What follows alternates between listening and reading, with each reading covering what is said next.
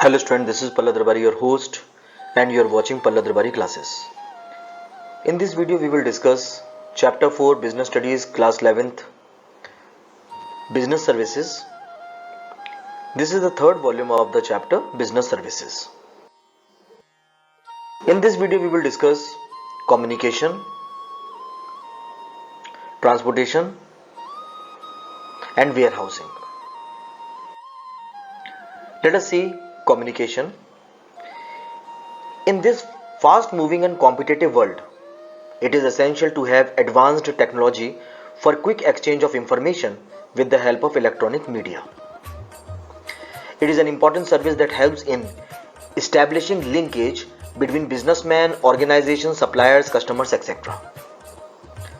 So communication acts as a ways and means by which businessmen multiply the margin of the profit, or through the communication right now is a medium through which the businessman can chase the competition.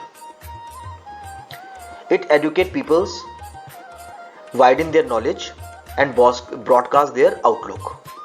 So through the communication the businessmen come to know the requirement of the consumers. It overcomes the problems of distance between people, businessmen, instructions. So because of communication, what is happening? The barriers of distance is removed.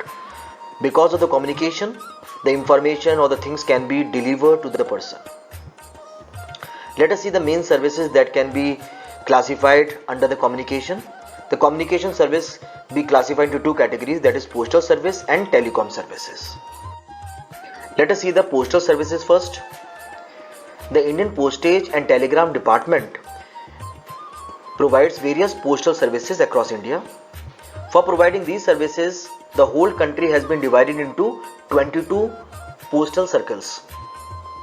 These circles manage the day-to-day functioning of the various head office, sub-post office and branch post offices. Through their regional and divisional label arrangement, the various facilities provided by the postal departments can be broadly categorized into two. So the postal services or the services provided by the postal department is divided into three categories. Number one is financial service, number two is mailing service, and number three is auxiliary services. Let us see all these services one by one. The first is financing services. These services are provided through the post office's saving schemes like Public Provident Fund, Kisan Vikas Patra, NSC, in addition to normal rental banking functions of monthly income schemes. Next comes the mailing facilities. The mail services consist of parcel facilities, that is transmission of articles from one place to another, registration facilities to provide security of the transmitted articles, and the insurance facility to provide insurance cover for all the risk in the course of transmission by post. Let us see the different mailing facilities. The first one is under postal certificate. Let us see what is under postal services. When ordinary letters are posted, the post office does not issue any receipt. It is not needed. However, if sender wants to have proof, then a certificate can be obtained from the post office on payment of prescribed fees. This paper now serves as a evidence of posting the letter, and this is called under postal certificate. The next thing is registered post. All the government document is through the registered post only. Sometimes we want to ensure that our mail is definitely delivered to the address, otherwise it should come back to us. In such situation, the post office offers registered post facility. The next is parcel. Transmission of article from one place to another in the form of parcel is known as parcel post. Postal charges vary according to the weight of the parcel. The next is, as I told you, that is the Allied postal services. The question is, what is this Allied postal services? The postal department also offer the following Allied facilities. Number one is media post. Business enterprises can advertise their brands through postcards, envelopes, etc. That is called media post. The next is greeting post. Greeting cards can be sent through post office to people on different occasions. that is greeting post. The next is speed post. It facilitates speedy transmission of articles to over 1000 destinations in India and 97 major countries across the globe. The next is direct post.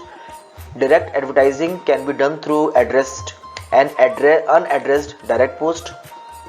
Then is e-billing, e-bill post. Post office collect bill payment on behalf of BSNL, Airtel and other organizations. The next is passport facilities. The postal department has entered into partnership with the Ministry of External Affairs. As a result, post office provide passport application forms and also accept filled up forms.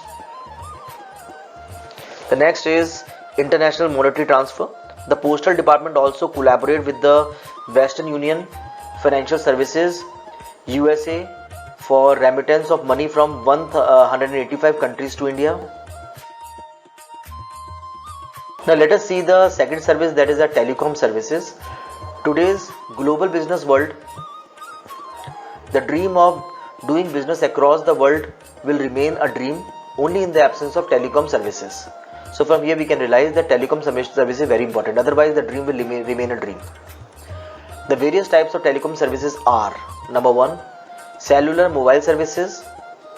What is cellular mobile services? It is a cordless mobile communication device including voice and non-voice messages, data service, PCO services, etc. The next is radio paging services. It means transmitting information to person even when they are mobile. The next is fixed line facility services. It means it includes voice and non-voice message and data services to establish linkage for long distance tariff.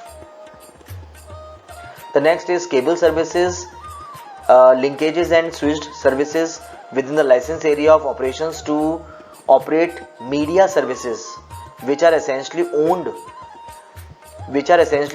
one-way entertainment related services.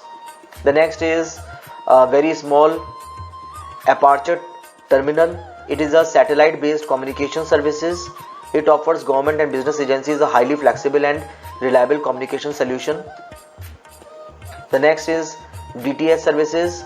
It is a satellite based media services provided by cellular companies with the help of a small dish antenna and a set-top box. So we have seen communication. Now let us see the next one, that is transportation. Transportation comprises freight services together with supporting and auxiliary services by all the mode of transportation, that is rail, road, air and sea, for the movement of goods and international carriage of passengers. Let us see the last one, that is the warehousing. The warehousing was initially viewed as a static unit for keeping and storing goods in a specific and systematic manner so as to maintain their original quality, value and usefulness. So what is warehousing? It is a static unit for keeping and storing goods in a scientific and systematic manner so that the original quality, value and usefulness should be restored. Let us see the types of warehousing. There are basically 5 types of warehousing. The first one is private warehousing. Let us see the private warehousing first. These are owned and managed by the channel suppliers, that is merchant, manufacturer, traders, etc. and resellers, and are used exclusively for their own distribution activities. Example, we can say warehousing constructed by farmers near their field, and the warehouse is owned and managed by the wholesalers and retailers close to their selling centers. These are the private warehousing. The next one is public warehouses. These warehouses are owned by the government and semi-government bodies and are made available to provide firms to store goods on payment of rent. The public warehouses are usually set up to help small traders who are not in a position to have their own warehouses due to financial curtails. The next is bonded storage. These warehouses are owned, managed and controlled by the government as well as private agencies. Bonded warehouses are storage facility used to store imported goods for which import duties are still to be paid. Bonded warehouses are subject to two types of taxes, that is excise duty and custom duty. The next one is cooperative warehouses. As the very name implies, these warehouses are owned, managed and controlled by cooperative societies. The basic purpose to run such warehouses is not to earn profit but to help their members. The next is, or the last one, is distribution centers. This type of storage facility usually has large space which enables fast movement of large quantities of store for short period. On the other hand, conventional warehouses hold goods for long time, say 2 months or 1 month or 1 year. These warehouses basically by nature serves as a point in the distribution system at which goods are procured from different suppliers and quickly transferred to various customers. Let us see the functions performed by warehouses. The warehouse basically perform two functions, primary function and the secondary functions. Firstly, see the primary functions. First is consolidation. Warehouses receives and consolidate goods from different production sections and dispatches it to consumers on a single transportation shipment.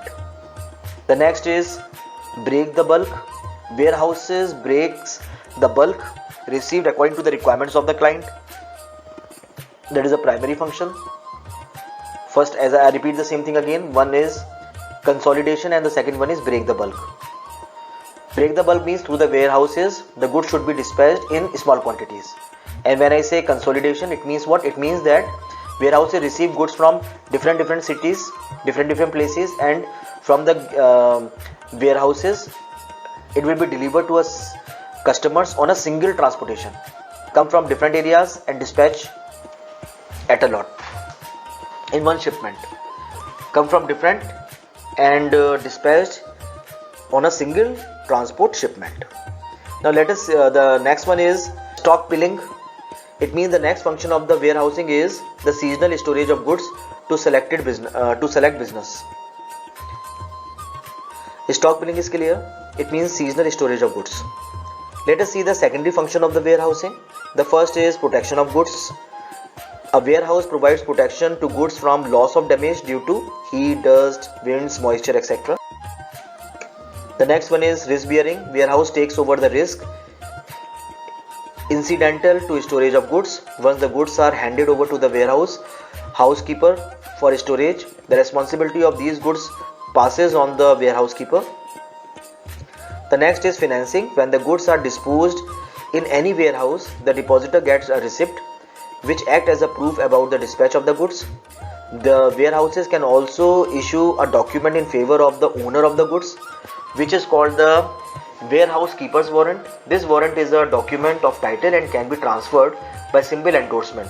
It means what? It means that the receipt which the person will get by depositing the goods in the warehouse will be used as a negotiable instrument. It means as a mode of payment a person can also use it. The next one is processing. Certain commodities are not consumed in the form they are produced. Processing is required to make them consumable. For example, paddy is polished, timber is seasoned, and fruits are ripened, etc. Sometimes warehouse also undertake these activities on behalf of the owners. The next is grading and branding. On request, warehousing also perform the functions of grading and branding of goods on behalf of the manufacturers. It means making the separate packs according to the quality, that is called grading. That's all I have in this video. Thanks for watching. God bless you all. Dear subscribers, if you have not subscribed my channel, please subscribe the channel and don't forget to press the bell icon so that whenever I upload the new video, you get the notification.